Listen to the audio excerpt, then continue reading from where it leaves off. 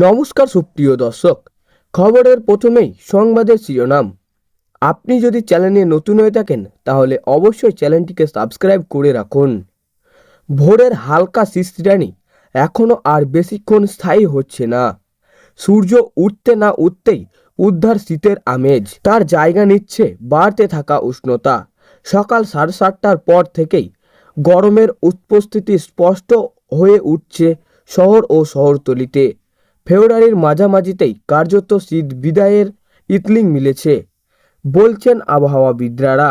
আলিপুর আবহাওয়া দপ্তরের তথ্য অনুযায়ী আগামী সপ্তাহে তাপমাত্রা আরও 2 থেকে 3 ডিগ্রি সেলসিয়াস বাড়তে পারে। দিনের বেলায় শীতের অনুভূতি প্রায় থাকবে না বললেই চলে। আবহাওয়া দপ্তরের মতে উত্তর পশ্চিম দিকে শীতল হাওয়ার এখনও সক্রিয় নয়, তার বদলে শুষ্ক হাওয়া প্রভাব বজায় হয়েছে। যদিও দক্ষিণা বাতাসের এখনও পুরোপুরি দাপট দেখা শুরু করেনি, তবুও তাপমাত্রা উত্তরমুখী প্রবণতা স্পষ্ট।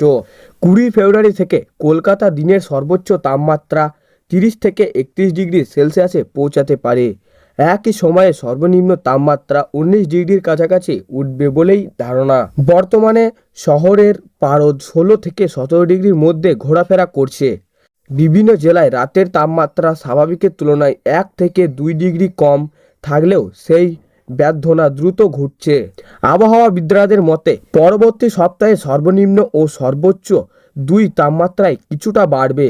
দক্ষিণবঙ্গের পশ্চিমা অঞ্চলের জেলাগুলিতে সর্বনিম্ন তাপমাত্রা 14 থেকে 17 ডিগ্রির মধ্যে, কলকাতা ও সংলগ্ন অঞ্চলে তা 16 থেকে 17 ডিগ্রির ঘরে।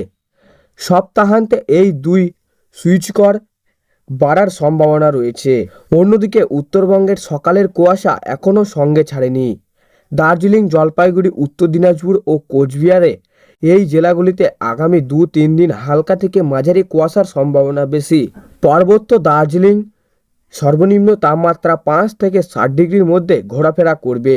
কালিম্পং সহ উত্তরবঙ্গের দিকে সমতলের জেলাগুলিতে 11 থেকে 15 ডিগ্রি এবং মালদহ সহ নিচের দিকের জেলাগুলিতে 14 থেকে 17 ডিগ্রি থাকতে পারে সর্বনিম্ন তাপমাত্রা। এইদিকে পূর্ব নিরক্ষীয় ভারত মহাসাগর ও সংলগ্ন দক্ষিণ পূর্ব বঙ্গোপসাগরের ওপর একটি উচ্চ বায়ুচাপ ঘনীভূত অবস্থান করেছে। এটি সমুদ্রপৃষ্ঠ থেকে প্রায় 5.8 কিলোমিটার উচ্চতা পর্যন্ত বিস্তৃত। আবহাওয়াবিদদের অনুমান আগামী 12 থেকে 24 ঘন্টায় সেটি নিম্নচাপে পরিণত হতে পারে। যদিও তার সরাসরি প্রভাব রাজ্যের বৃষ্টির সম্ভাবনা এখনও দেখা যাচ্ছে না। সব মিলিয়ে ফেব্রুয়ারির শেষের ভাগেই বসন্তের আগমনের আগেই গরমের পূর্বাভাস স্পষ্ট। শীতের বিদায় একবারের সময় আগেই এমনই ইতলিং দিয়েছে আবহাওয়ার হিসেবে। বঙ্গোপসাগরের দক্ষিণ পূর্ব অংশে তৈরি ঘূর্ণাবর্তটি আগামী 48 ঘন্টার মধ্যে নিম্নচাপে পরিণত হতে পারে। তার প্রভাবে দক্ষিণবঙ্গের জেলাগুলিতে আবহাওয়া দ্রুত পরিবর্তনের সম্ভাবনা তৈরি হয়েছে। দক্ষিণবঙ্গ ও উপকূলীয় জেলায় হালকা থেকে মাঝারি কুয়াশা শুরু হতে পারে বিকেলে বা সন্ধ্যার পর। আকাশ আংশিক মেঘলা থাকতে সম্পূর্ণ মেঘাচ্ছন্ন হতে পারে। ভারী বৃষ্টির সতর্কতা এখনও জারি হয়নি, তবে নিম্নচাপের শক্তি সঞ্চয় করলে পরিস্থিতি বদলাতে পারে। তাপমাত্রা সামান্য কমলেই আর্দ্রতা বাড়বে, ফলে ভ্যাপসা গরমের অনুভূতি বাড়তে পারে। উত্তরবঙ্গের সকালের দিকে কুয়াশা বজায় থাকতে পারে।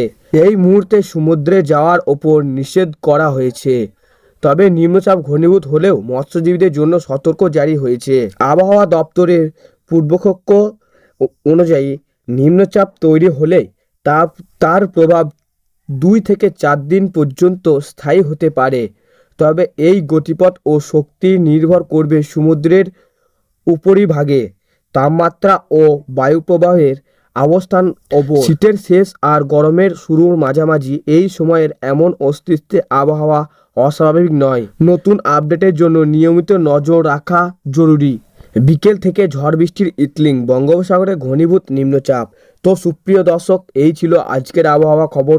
ভালো লাগলে লাইক করবেন এবং অবশ্যই চ্যানেলটিকে সাবস্ক্রাইব করে পাশের বেল আইকনটি টিপে প্রেস করে আমাদের সঙ্গে থাকুন।